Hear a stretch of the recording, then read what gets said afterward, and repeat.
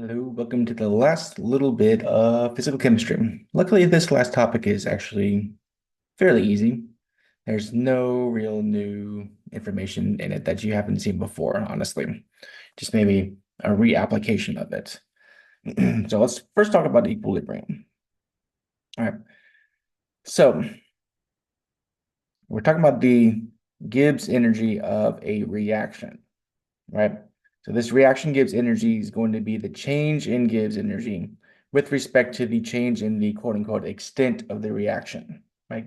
How far it's been proceeding, I guess. Right? This extent, if you'll say this is Greek little squiggly E type thing here. This is Greek letter Z, XI, lowercase z. Anyways, that's just what we're looking at here. Looking at the extent of the reaction. All right. Now, the most important part of this is that as our reaction proceeds, eventually it's going to reach some equilibrium point, right? And at that equilibrium point, delta G of the reaction is going to be equal to 0. Again, this is not something new. You learn this in Gen Chem 2 very easily. So, all right. As reaction advances, represented by the extent of reaction Z increasing, the slope of a plot of total Gibbs energy of the reaction mixture against the extent changes. Equilibrium corresponds to the minimum in the Gibbs energy, which is where the slope is 0, right? Where the slope is 0, right? So going from there, right? Key thing is that, again, delta G of the reaction is going to be 0 at equilibrium, right?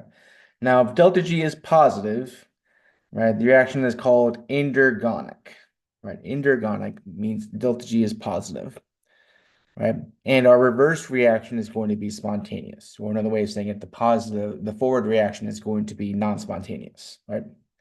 If delta G is negative, the reaction is called exergonic, right? Exergonic. And the forward reaction is spontaneous, right? Again, this spontaneous, non-spontaneous stuff, you've heard this before. Right? This is general chemistry. Like, honestly, this entire chapter is almost just more general chemistry, to be frank. But we're just going to approach it from a slightly different direction and get still to the same general chemistry ends, if you want to call it that. All right. So last topic, we saw how the chemical potential changed with composition, right? We said the chemical potential of a liquid A is equal to its pure chemical potential, right, plus RT natural log of X, right, where X was the mole fraction of A in a mixture, basically, right? Right. So in observing the change in reaction Gibbs with respect to the extent of reaction, we're also going to get a similar equation, right? We're going to have the current delta G of our reaction is going to be equal to the standard value plus a change here. All right, and this change is going to be RT natural log of Q, right? And Q, in this case, is going to be the activities of all the products multiplied together, right, divided by the activities of all the reactants multiplied together, right? Now, this Q is the exact same Q that you learned, and again, in Gen Chem, right? The only difference is that to be truly Q, the most accurate Q, if you would call it that, we have to use activities instead of using molarities. Right? That's the only difference. Right? In Gen Chem, we kind of worked under the assumption that if you had, 0.1 molar HCl, that all 0.1 molar H plus and all 0.1 molar Cl minus were actively engaged, I guess you call it, in the solution process, basically, right? We can't assume that 100%. That's why we have activities and the activity coefficients, right? Because they're not always going to be 100% going. But same rules, just activities instead of concentration. So at equilibrium, our delta G is equal to 0. Right, delta G is equal to 0. That's the definition of equilibrium, basically, right?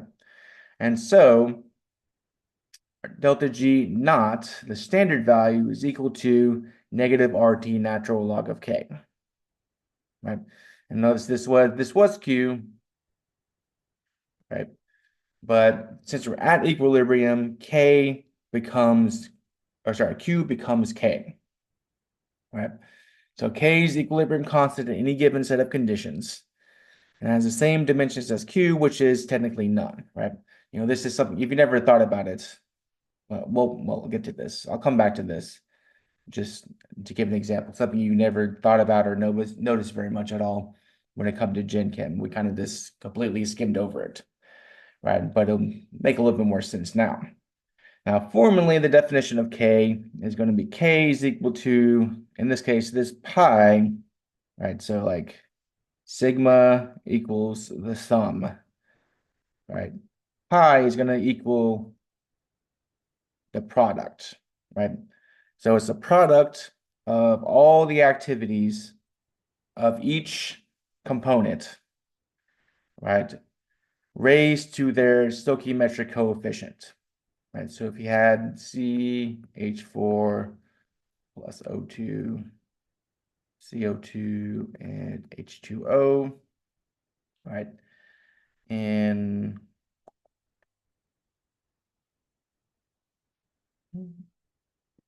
right, then it would be the activity of CO2 times activity of H2O squared, right?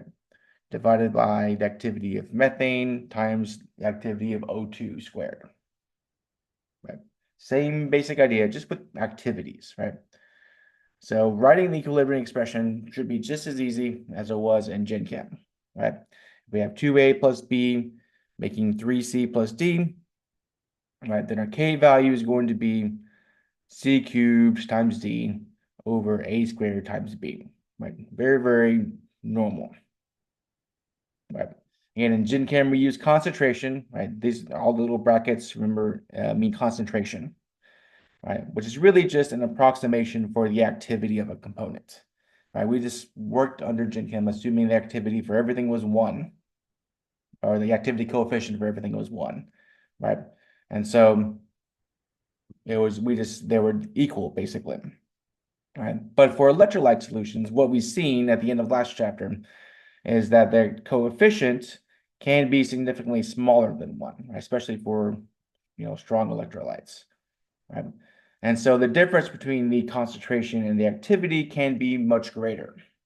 The most accurate version uses activities, but we can kind of get by in our normal everyday stuff using concentrations, right? Now, one thing you've probably never thought about or never noticed, right, is all the units that are in here, right? So technically, all of these have units of molarity, right? This is molarity cubed, this is molarity, molarity squared, molarity, right?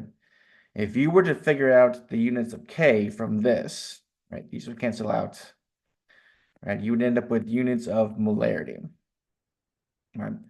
But if you had a completely different equation, like let's go back, right? If we wanted to do this equation here, whatever, all right, then it would be CO2 over H2O, assuming that's a gas squared, over CH4 times O2 squared, right?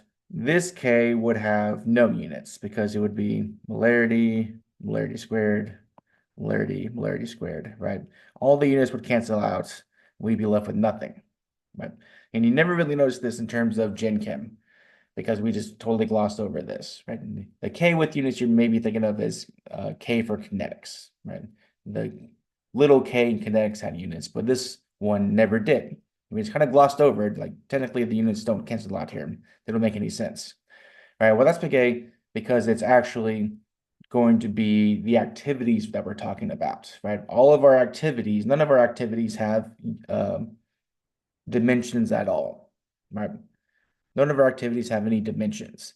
So when you put activity over activity activity. It doesn't matter how much you square it or cube it or anything like that, right?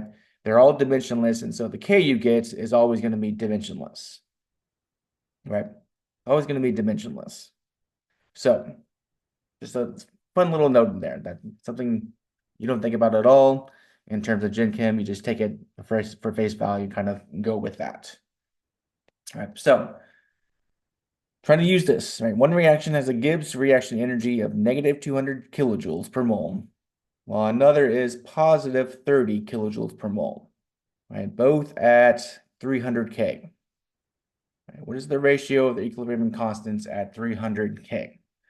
Right, so basically what we're saying is that delta G equals negative RT natural log of K, right? Delta G naught, let's put it that way. All right, we're gonna assume for this one that it's going to be, they're talking about delta G naught and not non-standard delta G, basically. Okay, well, it should be fairly easy. We have two reactions. Whoop, go back. We're gonna be kind of putting them up against each other. So we call this one K1, G1, negative RT, natural log of K1. Then we'll have delta G naught of 2 goes negative RT, natural log of K2, right? So when we do this, right, we're going to put them, to make a ratio, we're going to put them over each other and do a division, right? So on the left-hand side, we would have G of 1, which is negative 200 kilojoules, right, over G of 2, which is positive 30 kilojoules, right? R and T cancel out, so it's a negative. Now on the right-hand side, we'll have natural log of K1 over natural log of K2, right? And we're going to use a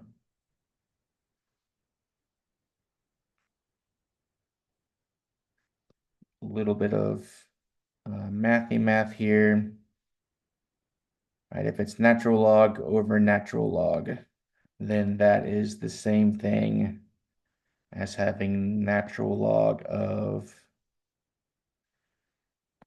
K1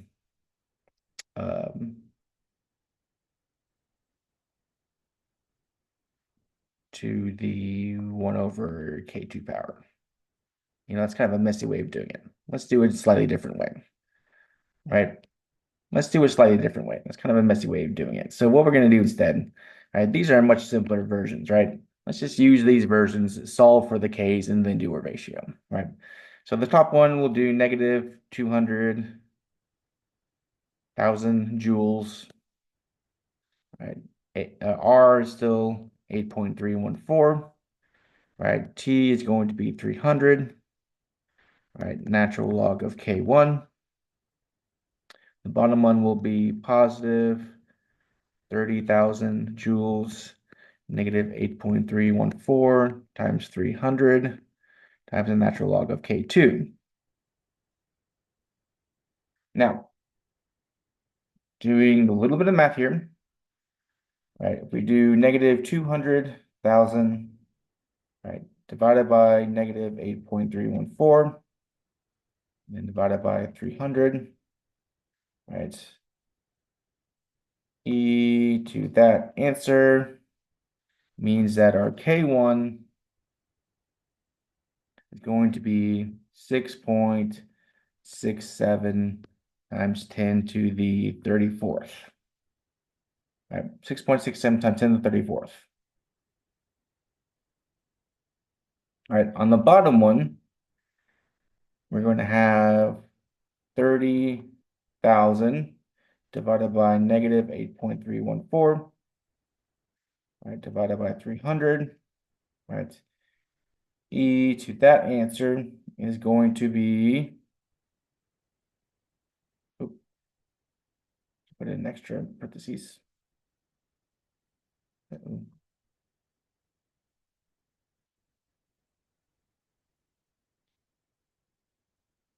let me see here. So 30,000, right? 5.8, 8.314, right? Divided by 300, right? Oh, I pressed the wrong button. That's why.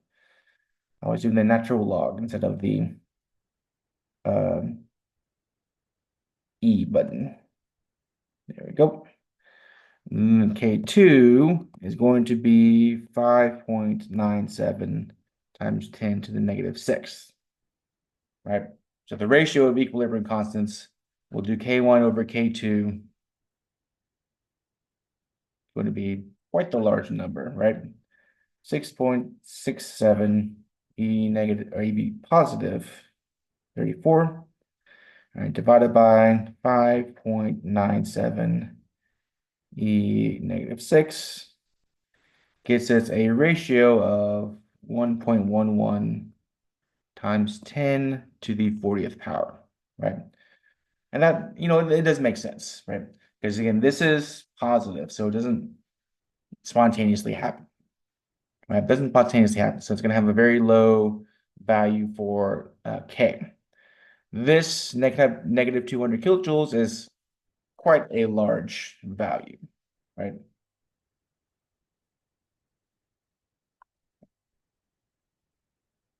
Right, divided by 4.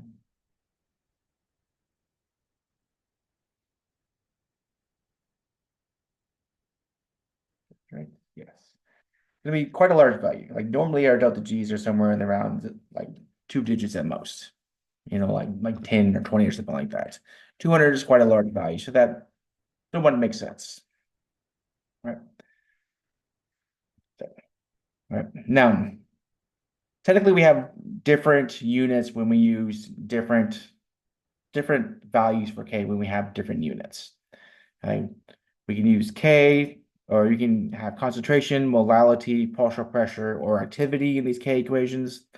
Right? We technically get slightly different values, like Kb if we're talking about molality, right? Kc for concentration, right? Kp for pressure, and then the true K for activity, right?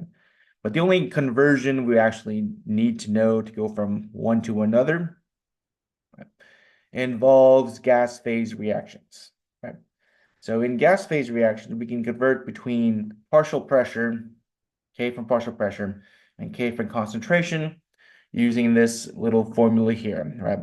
Where we have Kc times 12.03 T being temperature, right? And then this delta V is the change in moles of gas from the reaction stoichiometry, right? The change of moles of gas, right? So going through what we just had,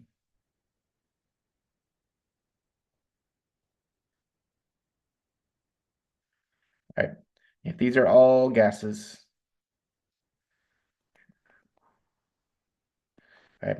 Then the change of moles of gas, we end with 3 moles, we start with 3 moles, so it'd be 0 change in the moles of gas.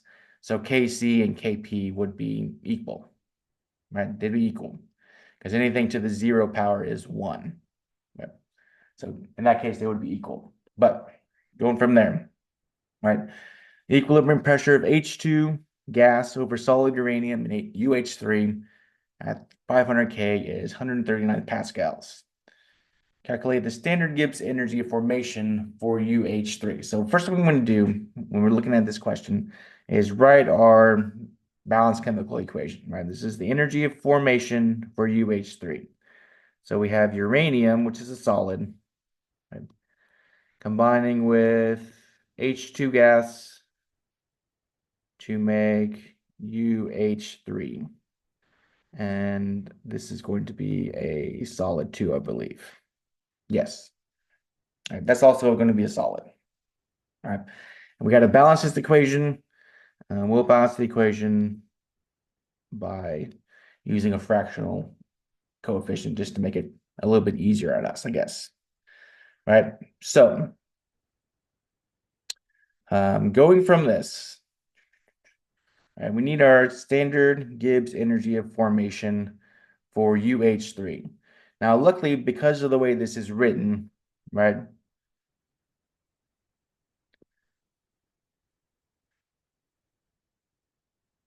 This reaction is a formation reaction, right?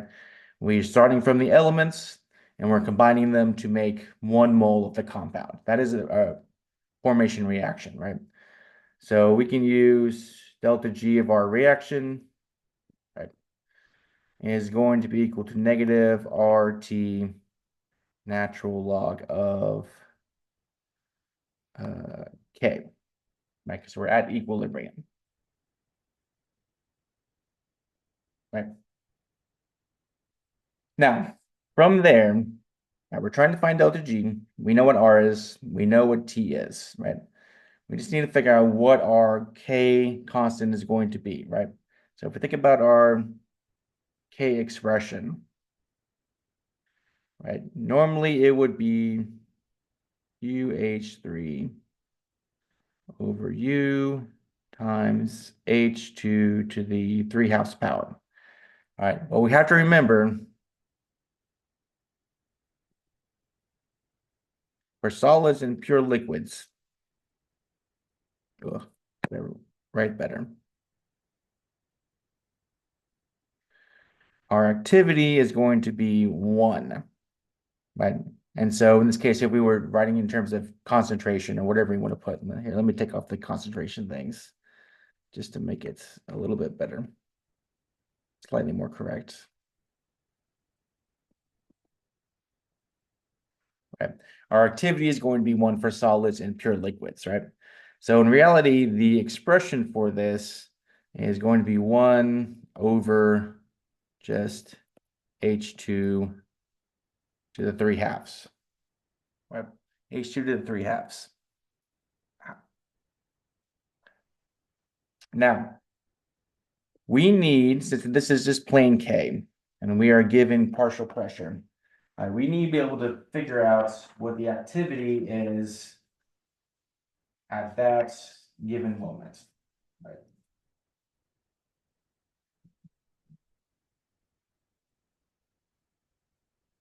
Right.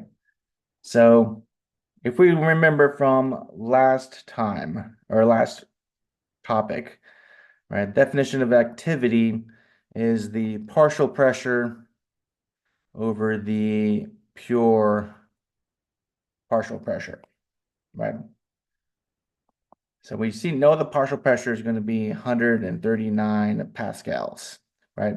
And then the standard partial pressure is going to be the standard pressure of 1 bar, right? Which is going to be 100 or 10,000, wait, sorry, 100,000 pascals, right? 1 bar is 10 to the 5th pascals. 1 bar is 10 to the 5th pascals. So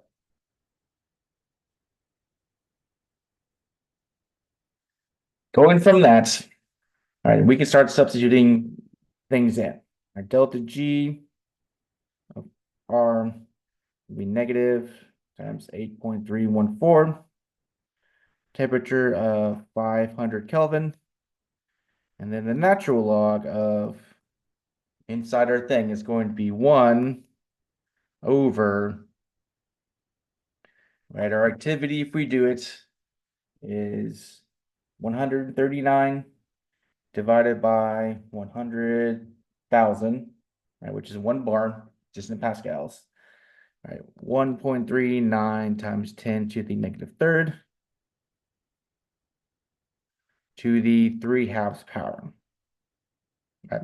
In fact, let's change this a little bit. We're going to get rid of the 1 over and make this to the -3/2 power, just to make it look a little bit cleaner. Right? Needs to look a little bit cleaner. Now, when we put it all together, using our good old calculator, right, we would do negative 8.314 times 300, or sorry, 500 times the natural log of parentheses 1.39 e negative 3 to the negative 1.5 power. Gets me an answer of negative 4.1 times 10 to the fourth, in this case, joules, right? Because our R is going to be in joules, so we get an output in joules. Or equivalently, negative 41 kilojoules, right? In this case, per mole, because we're making 1 mole of our uranium hydride. Again, not so bad. Really, the hardest part is figuring out what the activity is, right? You have to dig back into the end of last topic to remember how to find activity for different things, right? Some of the questions you'll have to use partial pressure like this, right? Some of them you'll have to use the Debye-Huckel limiting law, whatever else, like, where you had the ionic strength and you had to find the mean activity coefficient, all that kind of stuff, right? It kind of all builds into this. But once you find the activity, everything after that is extremely straightforward, right? Very, very straightforward. So it's not so bad, right? Now, getting to the response of equilibrium conditions. Again, all this stuff is things you already know. Going back to your Gen Chem days, talked about Le Chatelier's principle. And when a chemical system is disturbed, it counter reacts to restore equilibrium. Right? So we have a system here, the decomposition of calcium carbonate, making calcium oxide and carbon dioxide. Right? If we removed carbon dioxide from this system, right, the system will react by producing CO2 to restore equilibrium, basically. Right? Pressure can affect our equilibrium reaction. If we increase the pressure of the components, the side with the least moles of gas will be favored. Right? So in this case, we have 6 moles of gas, 1 plus 5 is 6. On this side, we have 7 moles of gas. Right? If we increase the pressure, we're going to be shifting towards the side with the lesser moles of gas. That's the best way of saying it. The side with the lesser moles of gas.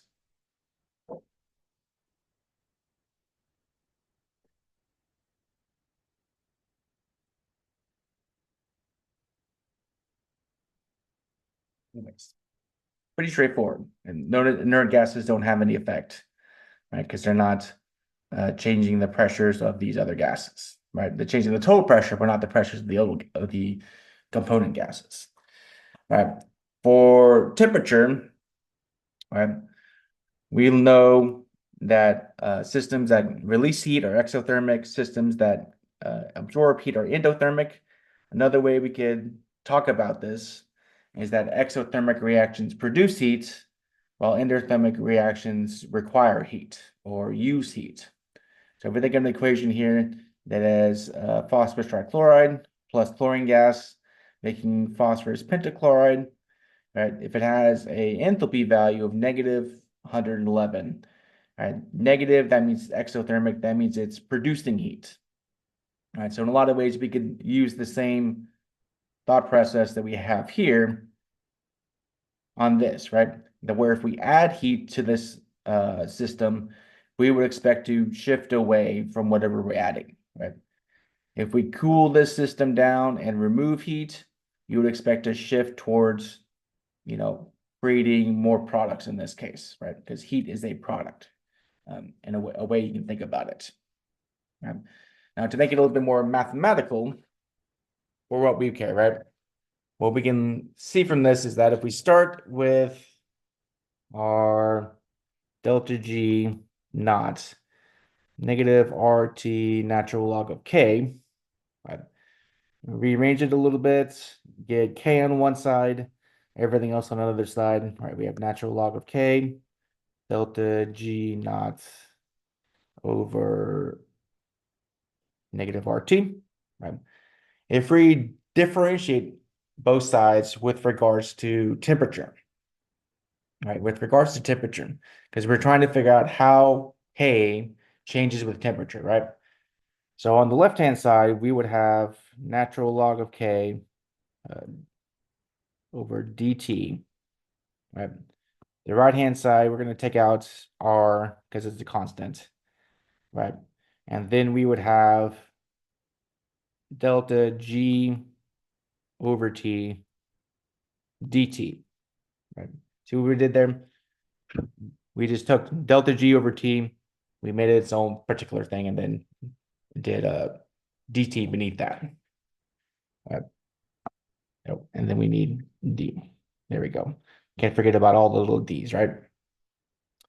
So if we are trying to go from here, right, one thing that should be a little bit familiar is this, the delta G divided by T, right?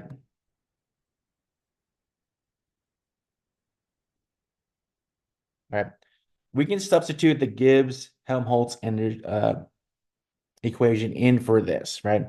This was dg divided by T over dt equals negative h over t squared, right? That was from a few sections ago. Topic number 3, I think, right? We can substitute that in, right? Basically put in this portion right here, right? And so we can put that in basically. Oh, and there's, yeah, negative, negative, negative. All right, when we put that in, all right, we would have d natural log of k over dt is going to be equal to delta H over t squared dt. Oh, sorry, that's not right. RT squared. Right. There we go. Right. RT squared. Now, we still have, we've gotten everything in terms of constants, basically, as constant as enthalpy can be. It's not technically constant, but it's constant enough, right? But we still have a differentiation on the left side, right? So if we were to integrate all of this, right, it's going to integrate fairly easily. If we do d natural log of k over dt, or sorry, we're going to swing dt over to this side. So we'll have d natural log of k on the left, right? Delta H over RT squared dt on the right-hand side, right? We integrate both sides. What are we going to get? Right. We're going to get, right, left-hand side integrates to natural log of k2 minus k1, right? Because we're doing this over, right? This side is going from k1 to k2, right? This side is going to be integrated from t1 to t2. When we do the integration here, left-hand side becomes natural log of k2 minus natural log of k1. And the right-hand side becomes negative delta H over R times 1 over T2 minus 1 over T1, right? Again, this whole, this and all of this is just the integral of 1 over T squared, right? That's what all of that is, right? So we can see here how the equilibrium constant is going to change as we change temperatures, right? As we change temperatures. Yep. I thought I had an example of this. Well, that's good. Pretty straightforward, right? Pretty straightforward. All right, and if you wanted to, you can make this a ratio, right? Because of the properties of logarithms, you could have the natural log of k2 over k1, right? If you had the temperatures and so on and so forth, you could see how much the change in temperature increases the change in K here. All right. Now, the last 2 sections are just electrochemistry, right? Technically, honestly, they're extremely similar to what you learned in Gen Chem. So I didn't make like any special slides. Honestly, just took a lot of slides from Gen Chem and we're just gonna work with it. Right. So going through all this last two parts of electrochemistry. Right. Our electrical cells have two different types of reactions happening simultaneously. We have oxidation occurring at the anode and reduction occurring at the cathode, right? Anode and cathode are specifically only defined by what type of reaction is happening with them, right? In this case, oxidation is occurring on the zinc electrode, so zinc is going to be the anode, right? If it flipped the other way and there was reduction happening at this zinc electrode, it would suddenly become the cathode, right? So again, these lead to the definitions, not vice versa. And that's important to remember. Some of this electrochemistry stuff can get flippy floppy in your brain. Right? You got to hold on to the definitions as fast as you can. All right. So here's an example here. We have two iron 2 plus a copper 2 plus, right? Forming two iron 3 plus and copper solid. So copper is gaining electrons from iron, right? In this case, copper is being reduced, right? And iron is being oxidized. Right. What do we see here? Copper is being oxidized here, so this has to be the anode. Right. Here, copper is being reduced, copper solid. All right, well, this has to be the cathode. Right, and then we typically need to include bridges, basically the salt bridges here to help complete the circuit because they're in two different cells. Now, not every single electrochemical reaction has to be two different cells.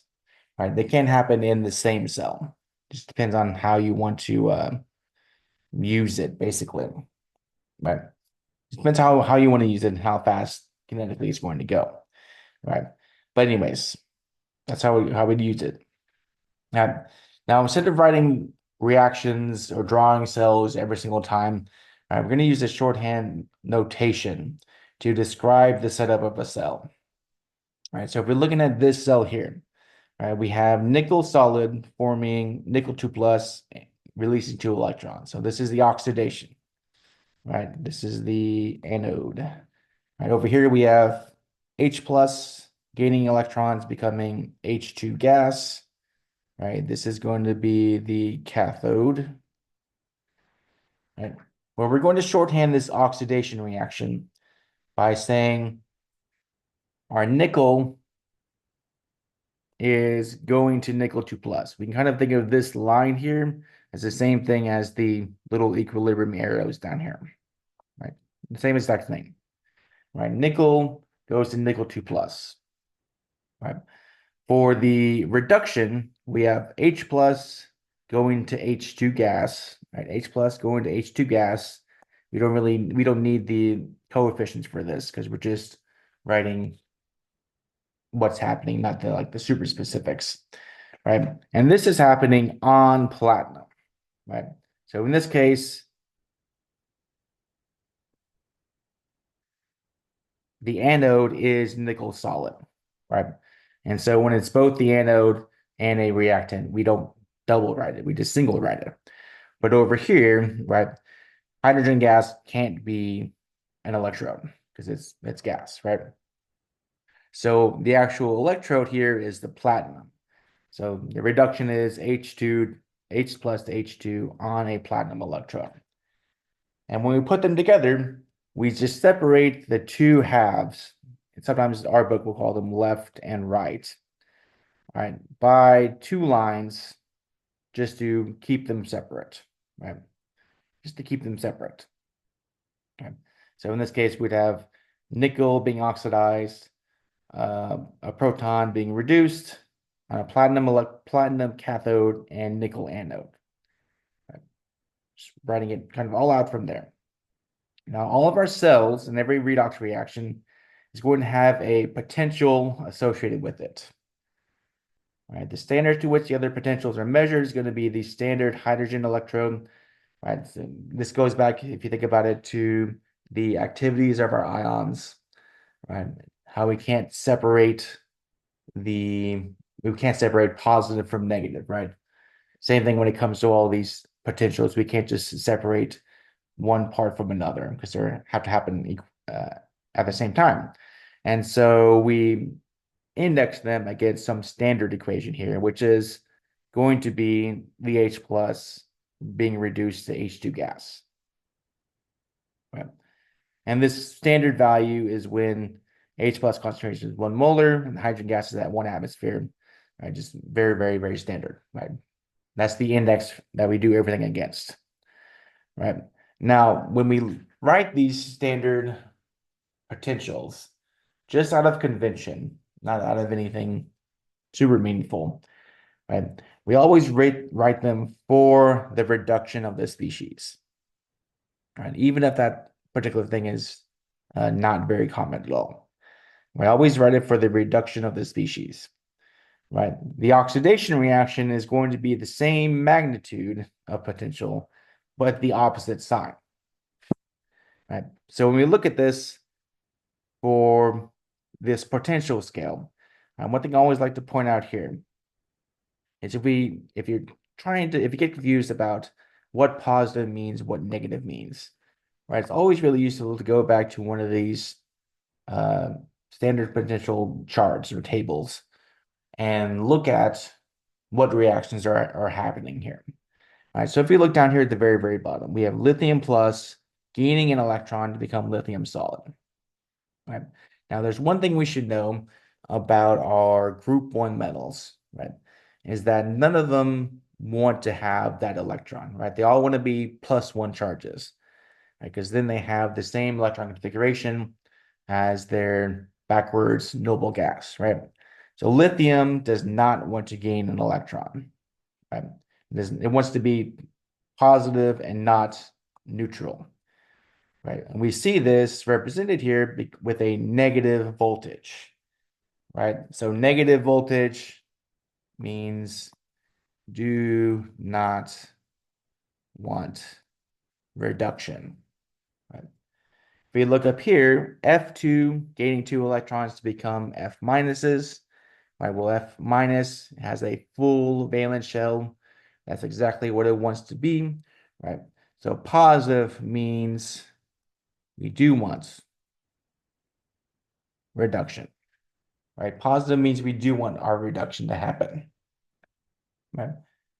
So keeping this in mind, we can figure out if we mix two species together, what's going to be oxidized and what's going to be reduced, right? So we have solutions containing Ag plus and iron 2 plus, right? Which is going to be oxidized, which is going to be reduced. Well, if we look, silver has a reduction potential of positive 0.8, right? Fe2 plus, we're going to assume it's this one right here, right? We see it has a reduction potential of negative 0.44 volts, right? So we see fairly clearly here that silver wants to be reduced, right? So what will happen? Silver will gain 1 electrode or 1 electron to become silver solid, right? This will be the reduction. And then the oxidation, right, will occur in a different direction, right? It's simply going to be, if you look at it, we have iron 2 plus, right? If our silver is oxidized here, well, this is where we're talking about. This is where the chart gets kind of confusing, right? We have iron 2 plus right here. We also have iron 2 plus right here, right? Iron 2 plus right there. And so, if silver is reduced, then iron 2 plus has to be oxidized, right? Well, if iron is oxidized, it can't become iron metal. That's the opposite, right? And it's going to become iron 3 plus, right? This is going to be our oxidation reaction here. All right, this is our oxidation reaction. So again, this iron 3 plus still wants to be reduced, right? Iron 3 plus wants to be reduced. but it's not strong enough, basically, you can think of it, to take an electron away from like silver. If you're giving electrons away, silver takes it away from iron 2 plus. That's what it's saying here, even though they're both positive. Right? This one is stronger, more positive. It's the one that gets reduced. And that's the one that gets reduced. All right. If you want to figure out the standard cell potential of that solution, all right, what are we going to do? We're just going to take the standard potentials of the two reactions and subtract them. So E of our cell, in this case, it will be a standard potential, is going to be the standard potential of our reduction, which is positive 0.80, right? Minus the standard potential of our oxidation, which in this case was 0.77 volts, right? Because this was the oxidation that occurred, right? If we do so, we get a value of positive 0.03 volts, right, for our standard potential.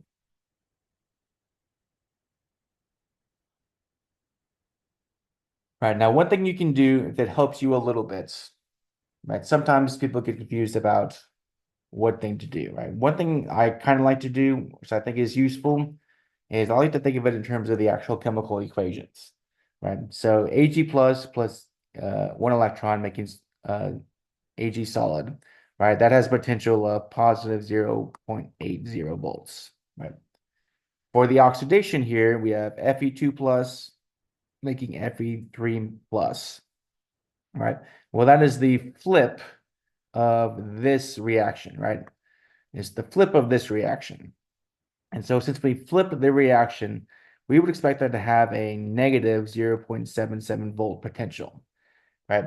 Kind of the same thing we always had with delta H and G and all these other things, right? If we flip the reaction, then we flip the sign of the reaction, right? Same magnitude, different sign, right? And in this case, right, if you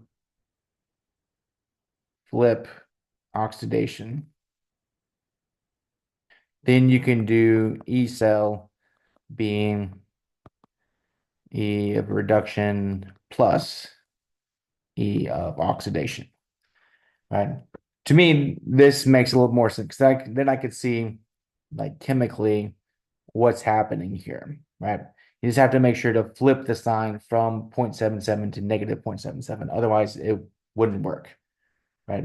So just choose one version, whatever works best for you, and roll with that, right? Some people like this because you can just take it straight from the table, right?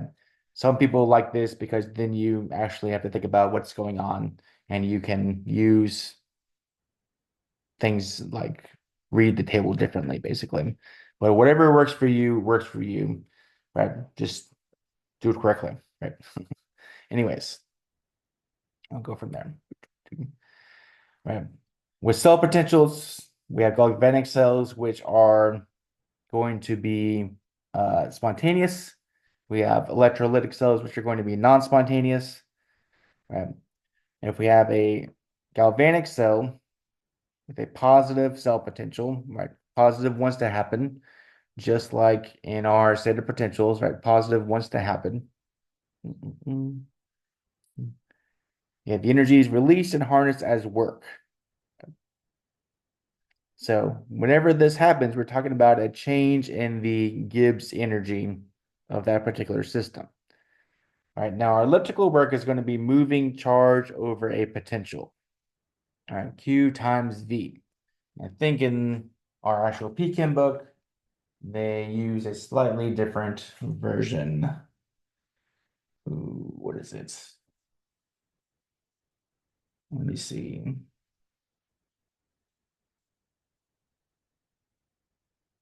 This is the version they use in our book.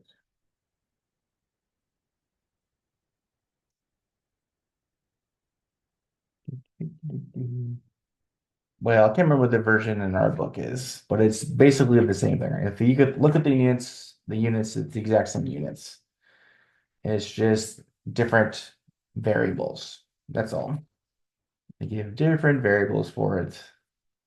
So it's the exact same unit. Let me see. What's that thing?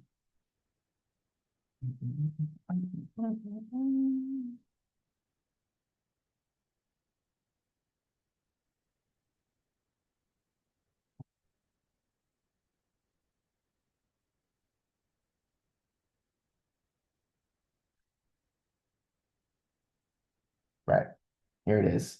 In the book, they call it phi dq. Well, phi is the electric potential, right? V. I use V for voltage. They use phi for electric potential.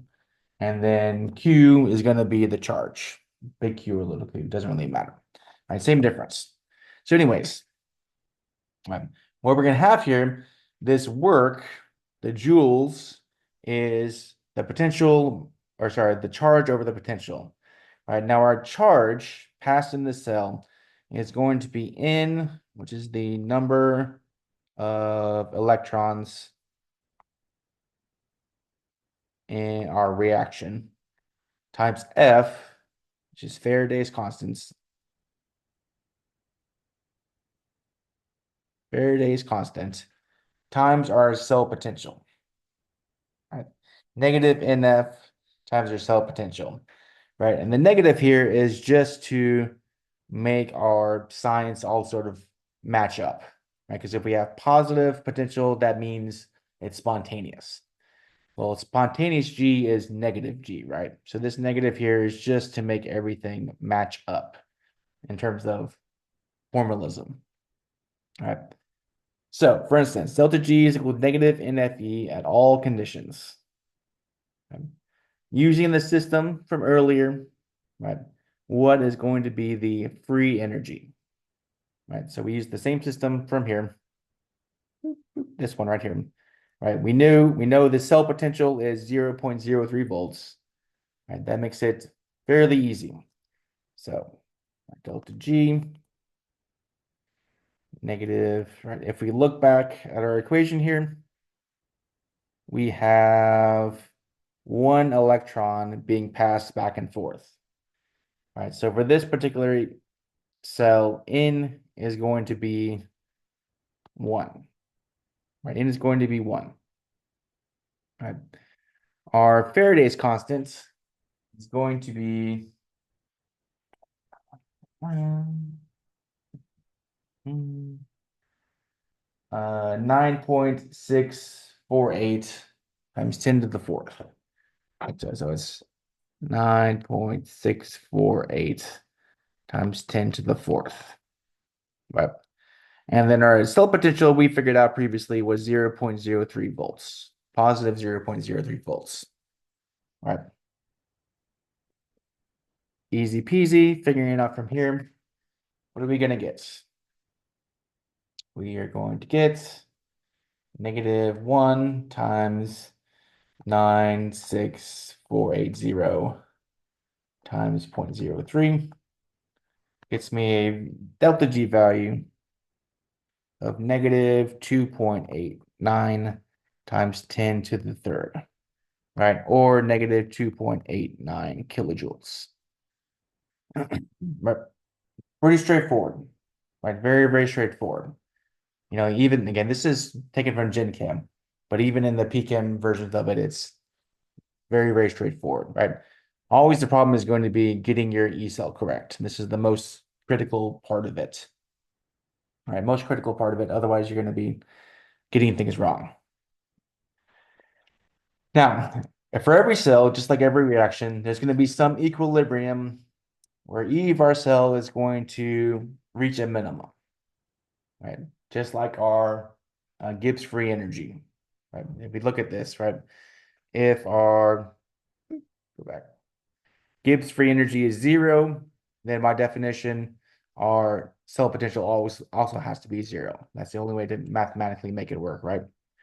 So we can figure out when that'll be. We know that delta G is equal to negative NFE cell, and that delta G is equal to negative RT natural log of K. We smash them, put them together, set them everything next to each other, right? And we can find that the cell potential is going to be equal to RT over NF times the natural log of K. And RT over NF times the natural log of K.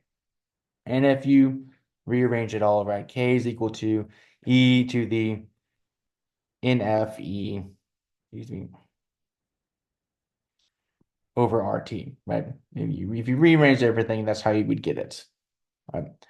So if we wanted to find this, right, the same system from earlier, what is the equilibrium constant for this reaction at standard conditions?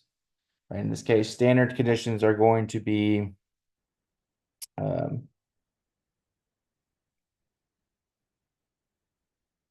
in this case, it's going to be 298 Kelvin.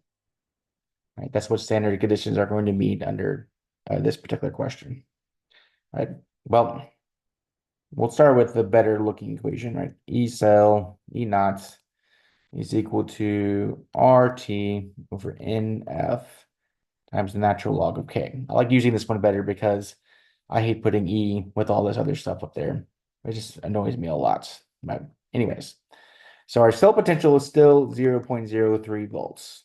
We've been running with this, just going with it, right? R is going to be 8.314. T is going to be 298. Right. N still for this reaction, this particular reaction is 1. And F is 96480. Natural log of K. Okay, well, let's do a little bit of simplification. All this stuff in the middle, 8.314 times 298 divided by 96480 gets me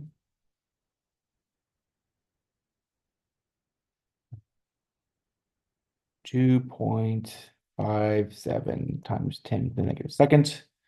Natural log of K. That means our natural log of K is going to be equal to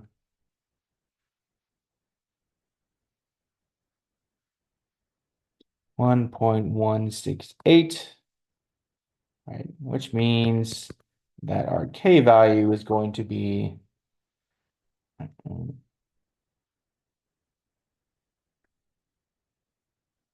3.22, basically 3.22.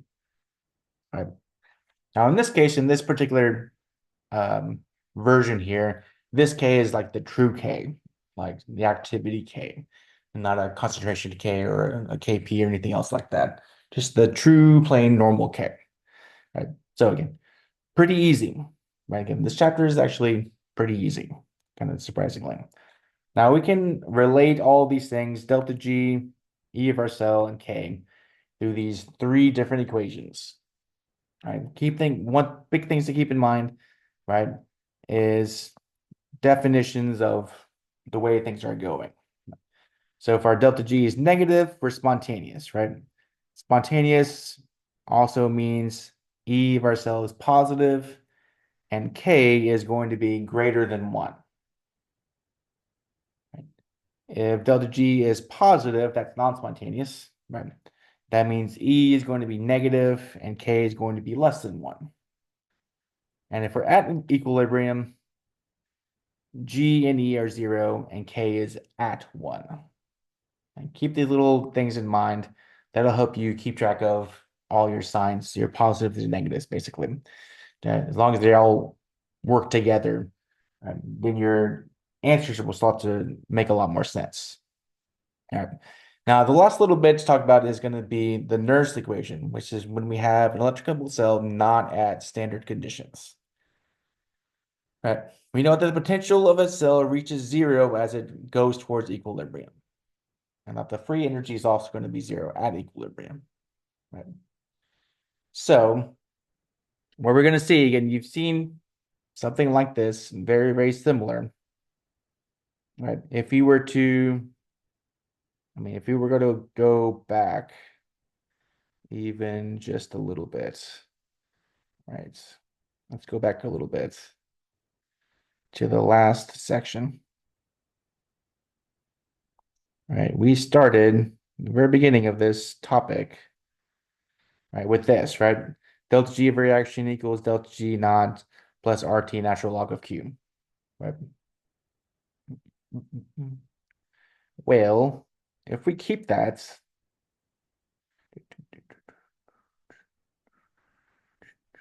right, if we were to keep that, delta G equals negative N F E cell, right? If we were to basically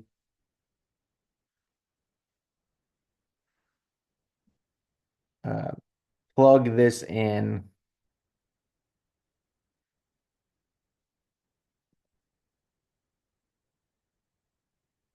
right? Plug this in to these. We could change this into a version with the cell potential. Right? That's basically all we're doing. Right? We kind of plug that stuff in, right? We divide everything by NF, I should say, and we get to this version here. Right? So it's the same equation. We just changed delta G's into E cells using a little bit of substitution. All right, so our current potential is going to be equal to our standard potential minus RT over NF, natural log of Q, right? And Q is still products over reactants. In this case, it's technically the activities, right? Technically the activities, but concentrations could be used in a pinch. Now, again, since we're in PChem now, activities are the most accurate version of it, right? And concentration is going to be uh, much less accurate, especially for all this electrochemistry stuff, because we're talking about tons and tons of electrolytes and ions. All right, so don't be surprised if you have to do a lot of work to find Q, right? Don't be surprised about doing a lot of work to find Q. But anyways, we'll use it once and then we'll be basically done with it. Here's the very basic version of it. All right, a voltaic cell consists of nickel and nickel 2 plus, cobalt 2 plus half cells with the following concentrations. We have nickel of 0.8, cobalt of 0.2. Right, what's going to happen? All right, now obviously this is not shorthand notation, right? We can't both be oxidizing. So we need to figure out first which one's being oxidized, which one's being reduced, right? So our oxidation, let's go back and look at our table. Yep, there we go. I don't have it on this table. I need to go look it up on a different table. That's okay. You're going to be looking up a lot of stuff on tables for this particular chapter. All right, let's see.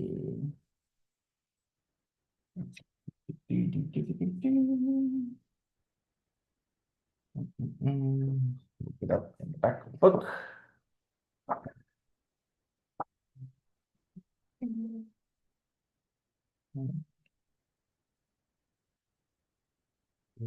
Some standard potentials. There we go. Here we go. So for nickel to nickel 2 plus,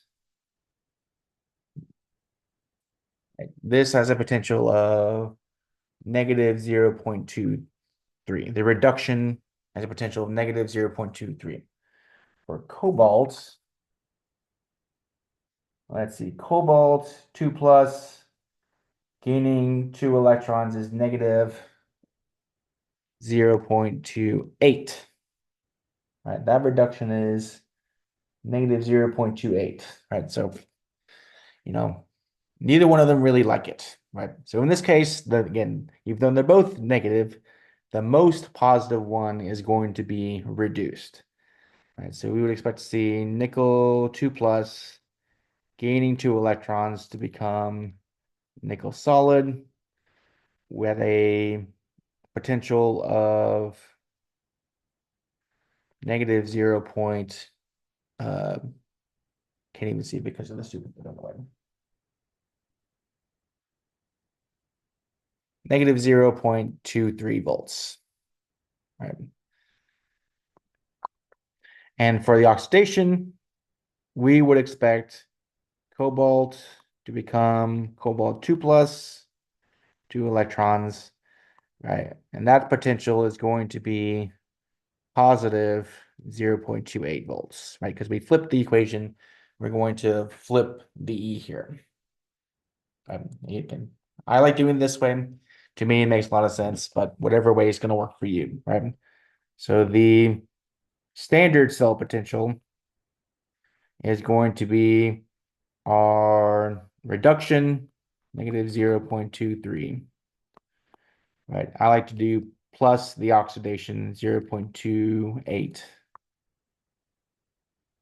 Right? That's what I like to do. You can do negative 23 minus negative 0.28. You're going to get the same to the same place.